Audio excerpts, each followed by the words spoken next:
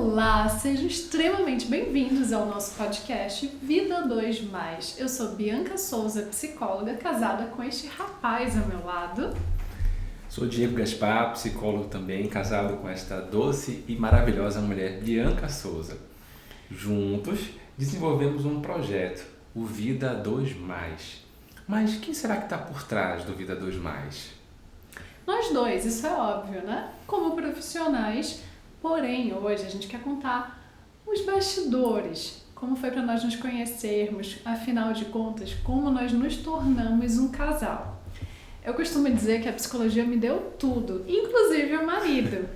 E esse contexto, na época, para mim, foi bem interessante, porque eu era estudante universitária, havia passado no mestrado enquanto eu estava na graduação, fui entregar minha dissertação lá no programa de pós-graduação, finalizada, ufa, né? E à tarde eu tinha uma entrevista de emprego.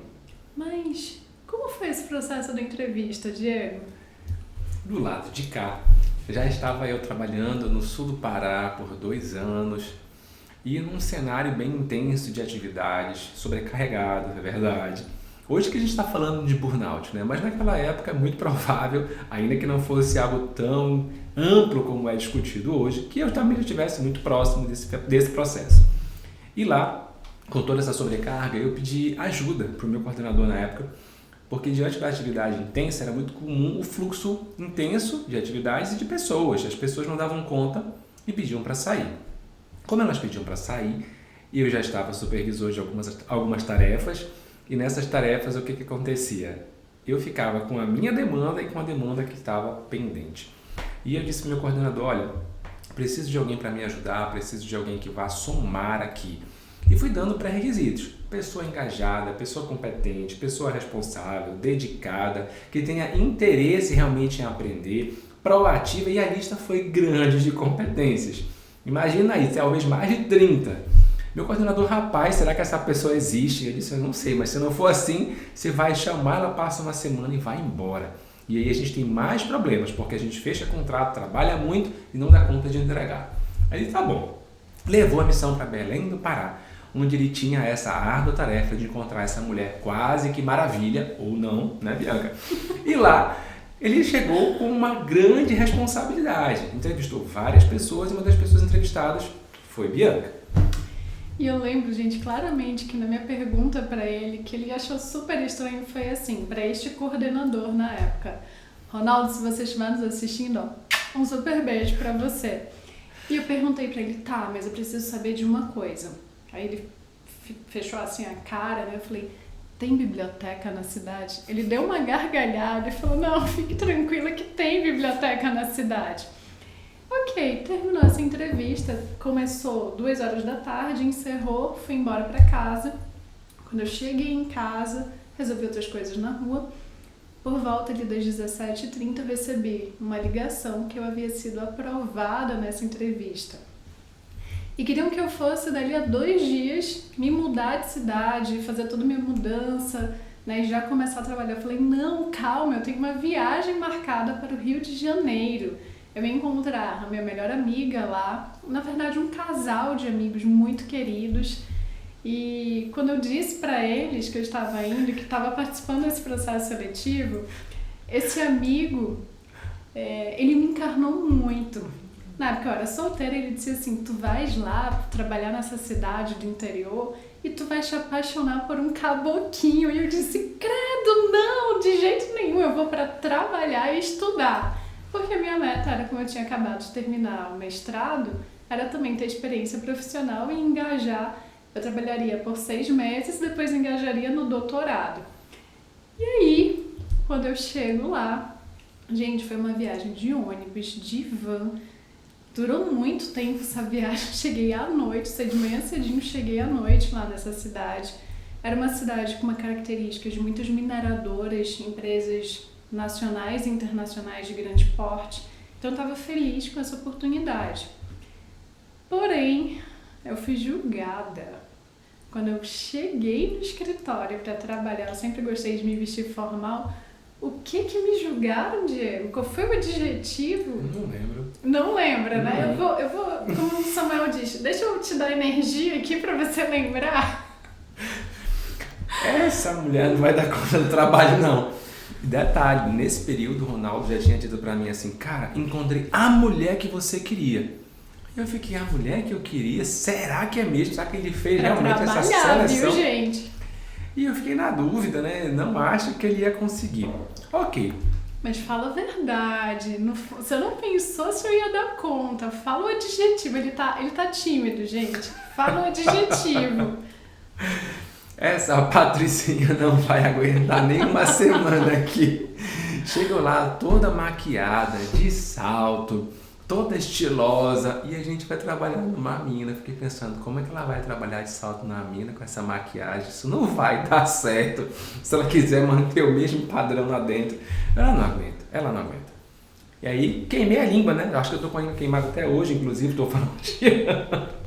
E aí, nesse sentido, conheci Bianca, essa foi a primeira impressão, sim. Achei que ela era uma patricinha, achei sim que ela não ia dar conta. Mas ali já nos primeiros dias trabalhando com ela, a visão foi mudando de forma bem radical. E eu percebi uma mulher determinada, engajada, responsável, proativa, com vontade de aprender. E logo no início do trabalho dela, assumindo uma grande responsabilidade num processo de primarização, é um processo que as empresas adquirem uma empresa terceirizada e passam a fazer parte do quadro funcional. E ela foi assumir esse processo de avaliação psicológica, então foi muita responsabilidade para alguém que estava chegando. Ainda que eu ficasse como supervisor acompanhando o processo, ela foi à frente, ela foi a campo fazer essa atividade com outras pessoas, é claro.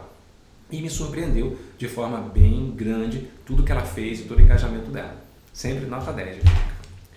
E aí, gente, francamente, por que aqueles meus amigos me encarnavam? Porque eu não teria outro espaço na minha vida para conhecer alguém se não fosse através do estudo ou trabalho, né? Por isso que aqueles meus amigos do Rio de Janeiro brincaram tanto comigo. Nos conhecemos, trabalhamos juntos por um bom tempo.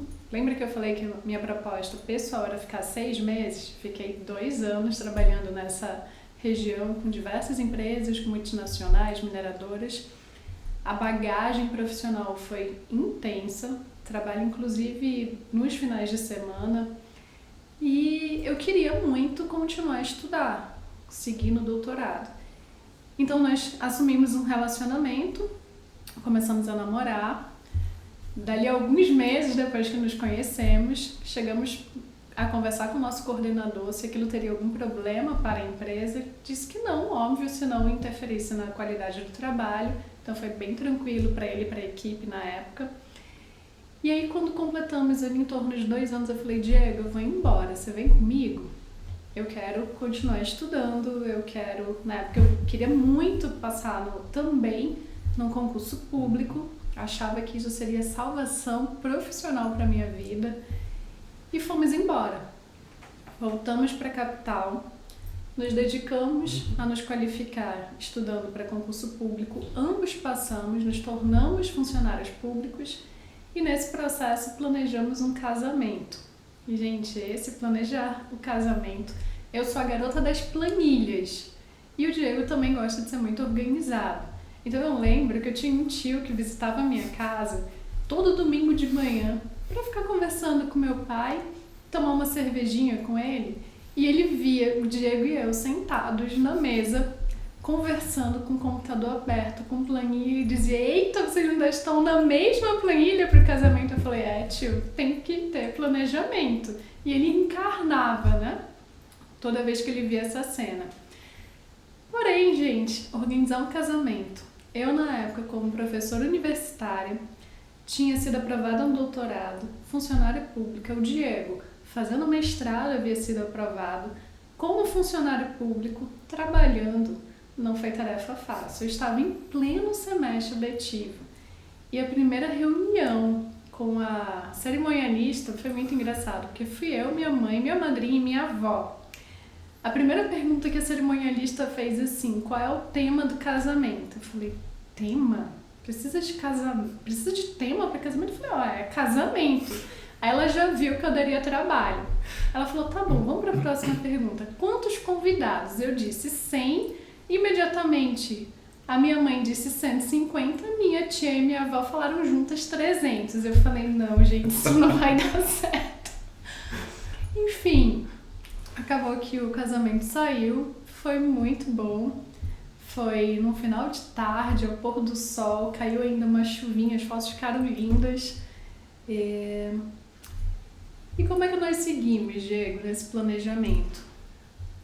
Nesse planejamento, eu fico ouvindo a Bianca e assim, vai dando um grande insight assim, sobre o que está por vir nos aguardando enquanto casal, mas ao mesmo tempo eu vou lembrando do passado e fico vendo a chuva cair no casamento. Eu fico lembrando da gente estudando para o concurso, sabe? Nós viemos de Parapebas, no interior, para Belém, e nós passamos em Belém 1 ano estudando para concurso e passamos em 1 ano estudando para concurso. Só que ao mesmo tempo que eu vou vendo essas cenas, eu vou percebendo todas as dificuldades, todos os desafios, e vou olhando para trás e vou agradecendo a Deus porque a gente foi superando cada um deles juntos. A gente tinha uma meta, que era ser felizes juntos, ser felizes enquanto casal. Então a gente sempre tentava compartilhar tudo, os medos, as dificuldades, os sonhos, os planos, o tempo juntos, o tempo de estudar. Então a gente conseguia se organizar para conseguir garantir que tudo isso acontecesse simultaneamente. Nós não queríamos nos atropelar enquanto pessoas, mas nós tínhamos grandes sonhos juntos enquanto casal. E aí quando você me pergunta, né, como é que foi tudo isso, ainda queria complementar mais uma coisa sobre o nosso casamento, é que esse casamento ele foi também um tanto conturbado. Não sei se você lembra o que aconteceu no dia do casamento, lembra? Tem um episódio assim diferenciado e quase que singular. Eu aposto que no seu casamento tem aquela memória que você não esquece e dificilmente vai ser a cena do buquê. Dificilmente vai ser a cena da aliança. Essas são marcantes demais. Mas tem uma cena do nosso que eu queria compartilhar com vocês. A Bianca vai lembrar. Deixa ela falar primeiro e depois eu complemento. Vai lá, Bianca. O que aconteceu? A noiva geralmente sai, eu vou dizer assim, de um espaço reservado, né? Quando já está tudo ali pronto, o noivo já está lá, né, na representação do altar. O nosso casamento foi uma celebração ecumênica, ao ar livre. Então nós contratamos um juiz de paz. Tudo já estava organizado quando eu apareci. Porém, depois do casamento, eu fui saber das emoções que o Diego foi resolvendo junto com a cerimonialista que nós contratamos, porque esse juiz de paz chegou bêbado, alcoolizado na nossa festa. Vai vendo a cena, hein? Olha como eu descobri. Quando ele começou a fazer a leitura do documento, ele pegou um microfone e começou a falar em latim, gente. Eu olhei pro Diego como quem diz assim, o que é isso? Aí aquela cena de pânico, a gente não sabe se ri, se chora, com todo mundo te olhando, sendo filmado, tirando foto. O que a gente faz nessa cena? Detalhe. O padrinho da Bianca já tinha dado um jarro de café para ele antes dele fazer isso, porque ele chegou pior. Tá? Então vai vendo a cena. Mas, felizmente, tudo aconteceu muito bem. Por acaso, lembra daqueles amigos que a Bianca falou lá no início? Disseram que ela ia ficar com um caboclinho? Por acaso, são os nossos padrinhos de casamento também. Abração para você, Bruno Deis também. E, gente, foi maravilhoso a festa. A festa foi fantástica, a celebração. Mesmo com esse momento, assim, bem inusitado, tudo ocorreu muito bem. Pode falar. Mas eu tenho uma observação, gente. Eu não sou católica, apesar de ter sido batizada na igreja católica. E eu tinha uma tia que ela era extremamente fervorosa para Santo Antônio. E eu havia ganhado na adolescência ainda, que foi há pouco tempo atrás, né? Um santinho, Santo Antônio, que eu guardei com muito carinho, que ele era lindo também. Era numa pedra, como se fosse aqueles cristais que coloca a raio laser, uma imagem dentro. Então era esse Santo Antônio num quadrado, assim, um retângulo, pequenininho, e que ele ficou por anos de cabeça para baixo. A dúvida eu deixava de cabeça para baixo na minha estante, tentando encontrar também alguém que tivesse toda a lista de características que eu queria para casar. Quando eu conheci o Diego, eu assumo, eu fui quem enrolei o Diego por 7 anos. Mas peraí, calma, me escuta. Escuta bem, viu? Foi difícil ficar do lado daqui, 7 anos esperando. Pense. A gente está contando verdade para vocês, os altos e baixos do nosso relacionamento. E eu dizia para ele, Diego, você é o cara. É com você que eu quero casar. Eu só não estou pronta para casar. Eu precisava viver algumas coisas antes, profissionais, antes de me ver, antes de idealizar esse casamento. E ao ponto de eu ser pressionada, né? Teve uma conversa nossa que nós conversamos seriamente, nós íamos terminar ou seguir, e ele falou assim, você quer ou não quer que eu faça parte da sua vida? Eu falei, eu quero, respira, mas me dá um tempo também. Então nós não terminamos, não nos afastamos, mas fomos expor um para o outro que éramos capazes de fazer para essa bendita união, bendita mesmo, viu? E aí, nesse cenário, nós casamos e depois desse casamento, nós decidimos que nós tínhamos que ter um lugar para morar. Ainda funcionários públicos, nós estávamos fazendo uma reserva de emergência e a gente queria agora ter o nosso canto. E nós descobrimos a oportunidade de um apartamento disponível dentro do que a gente podia pagar. Então nós escolhemos, vamos fazer o financiamento. Fizemos o financiamento, compramos ainda na planta esse imóvel para comprar mais barato, comprar num valor mais interessante. Decidimos que esse investimento valeria a pena. Ao fazer esse investimento, o que acontece? Nós chegamos lá e esperamos até 2 anos para ele ficar pronto, que ia ser construído. Mas a data ia bater mais ou menos com a data do casamento, então tudo tranquilo. Então nós casamos no mês de abril para maio, já 30 de abril, e então o apartamento já ficou pronto logo ali no mês de maio. Então em maio, nós casamos em abril, 30 de abril, em maio estava pronto o apartamento. Então ficou muito legal. Só que em tese era para mudar em maio. Só que não deu para mudar em maio. Quando a gente foi para o apartamento, nós descobrimos que o apartamento não estava exatamente como previsto, a ponto de nós termos que fazer uma pequena reforma. Tipo, eu disse pro Diego assim, parque de diversão para mim é entrar em lojas de material de construção. Pro Diego é um terror. E eu me divirto. Tô traumatizado, gente. Você vai entender aí por quê. Eu dizia pra ele, cara, olha esse revestimento, que lindo, olha essa torneira, olha esse chuveiro. E ele dizia assim, Bianca, vamos embora. E aí eu falei pra ele, Diego, vamos quebrar tudo e reformar? Ele falou, por favor, não, eu odeio obra. Tá bom. Então nós começamos a reformar, só que realmente precisava ajustar. E eu estava no trabalho, o Diego estava na obra com alguns operários, ele liga pra mim e diz assim, Bianca, o operário tira uma lajota, todas as outras ao redor caem. Vamos quebrar tudo? Vamos quebrar tudo. E aí decidimos reformar o apartamento inteiro. Todo, gente, do chão, parede, teto, banheiro, tudo, literalmente tudo. E foi uma reforma longa, maio, e aí a gente só conseguiu mudar para lá em agosto. E na verdade não, nós esperamos até o começo do ano seguinte. A reforma se estendeu com atrasos de materiais, aquelas coisas de obra, né? Compra uma coisa, aí vai entregar, não, a gente entrega, não entrega. O operário diz que vai, não vai. Aí a gente tem conta para pagar, se reorganiza, investe o dinheiro, não, agora vai. Aí acontece alguma coisa, não vai não. Eu sei que nessa situação toda foram quase 6 meses de obra. Então a gente só conseguiu mudar para o apartamento já em 2018. Só que em 2018 foi um ano muito bom, então a gente consegue mudar para o apartamento em janeiro de 2018, novo, todo reformado, tudo novinho. Geladeira, fogão, todos os móveis, toda a estrutura. E a nossa vida estava super organizada, né, Bianca? Você chegava em casa cedo, saía em casa cedo, não era assim? É, eu saía de casa no mais tardar, 6h10 da manhã, acordava de madrugada para estar às 7 no trabalho e voltava para casa meia-noite para começar tudo de novo no dia seguinte. Super organizada a nossa vida, muito tempo livre, né, Totalmente. 3 empregos, que eu estava no consultório, professora universitária, funcionária pública, milhões de projetos. E aí, nesse contexto de 2018, né, já estava com o meu mestrado concluído, já estava trabalhando, também fazendo consultoria e já com o projeto de doutorado pronto para submissão. Então, estava tudo muito organizado e nós recebemos, no meados de 2018, um convite. Você recebeu o convite primeiro. Verdade. E o convite foi, venha trabalhar comigo em Imperatriz. Eis que o meu co-orientador, né, da pesquisa do mestrado, na época, hoje meu amigo, convidando para a gente vir trabalhar em Imperatriz e dizendo assim, cara, tem uma oportunidade aqui, você pode ser professor da universidade, venha para cá. Fazer o processo seletivo, né? E nesse cenário todo, como é que seria isso? Poxa, não vai dar para ir.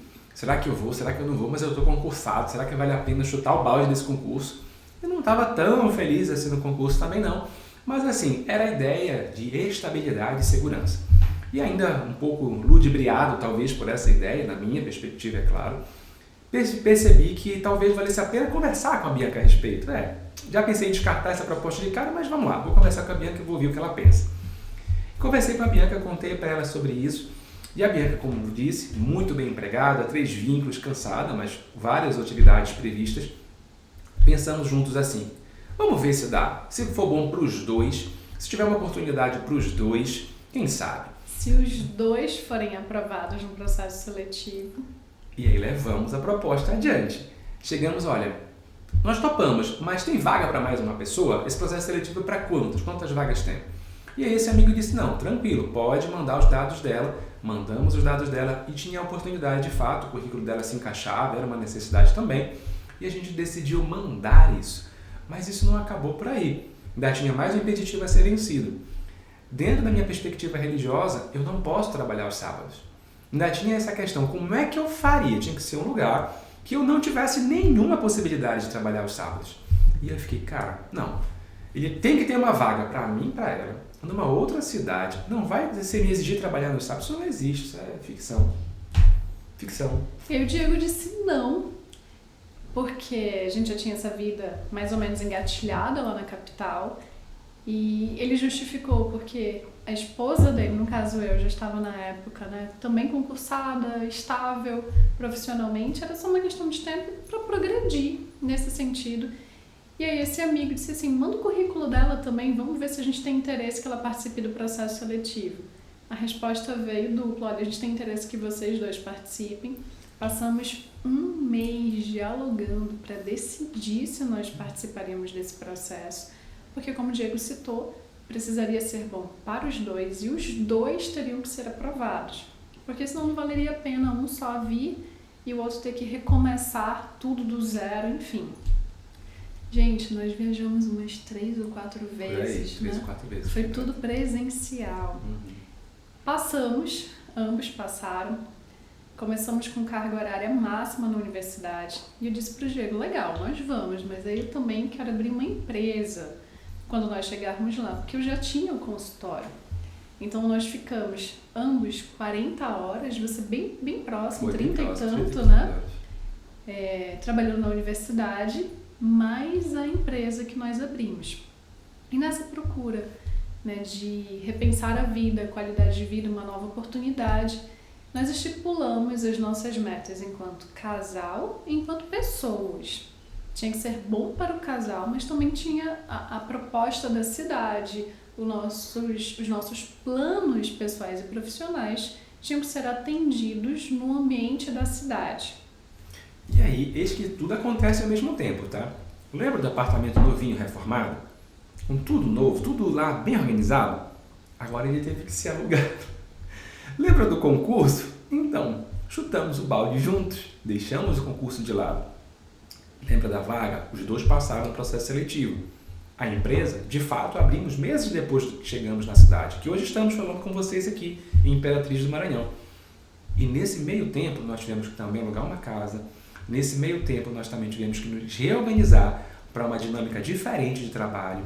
E além disso, além de ser um casal, colegas de trabalho e docentes, nos tornamos empresários juntos, investindo no segmento da psicologia. E nós começamos a atuar no Instituto Atualizar, hoje Instituto Atualizar, com mais 2 pessoas, nossos sócios. Um abraço para você, Thiago, um abraço, Paulo, que hoje já não seguem nesse mesmo caminho com a gente, mas são muito queridos para nós. E nós percebemos que essa era uma trilha de carreira interessante. Mas isso também era estranho. Sabe por que era estranho? Porque, olha, professores juntos, casados, empresários juntos, pais de um filho juntos, psicólogos juntos. Nós temos só 1 ano de diferença de formados. Tudo isso acontecendo simultaneamente. E sabe o que é diferente para mim? Eu chegar com a Bianca, quando a gente está indo no carro para casa, ou vindo para o trabalho, para uma atividade, e dizer, Bianca, eu estou com saudade de você. E quando a gente conta isso, o pessoal diz, mas esse cara é louco.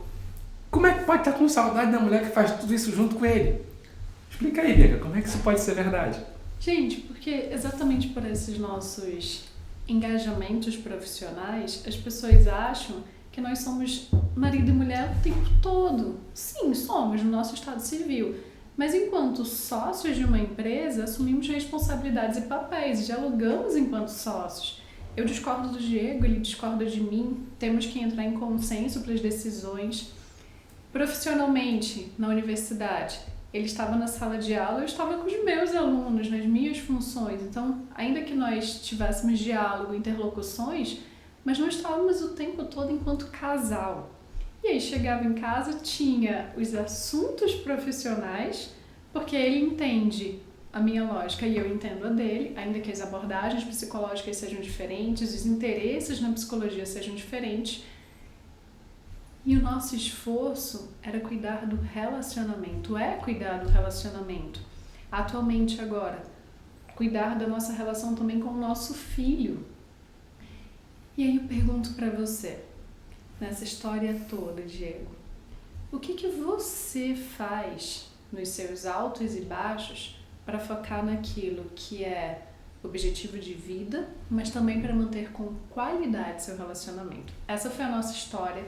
De forma alguma é para você se espelhar nisso, mas talvez se essa nossa história servir para você como inspiração, a gente pode deixar, à vontade as pessoas, se inspire para construir a sua história, que pode ser também muito bem sucedida, de superações das dificuldades, porque pra gente também tiveram várias, viu? E lembra que nessa perspectiva de crescimento, todo mundo tem o seu próprio caminho a trilhar. Olhe para nós como um parâmetro, talvez, para você saber que também existe dificuldade com alguém. Se você pensa que trabalho é uma decisão simples, se você pensa que casar, ter filhos, assumir uma empresa, dar aula, fazer uma pós-graduação, que a gente faz tudo isso junto também, é fácil, é difícil. Talvez você ache que ninguém te entende. Pensa só, talvez a gente consiga ver isso de uma forma diferente. Então talvez você perceba que nós temos coisas em comuns.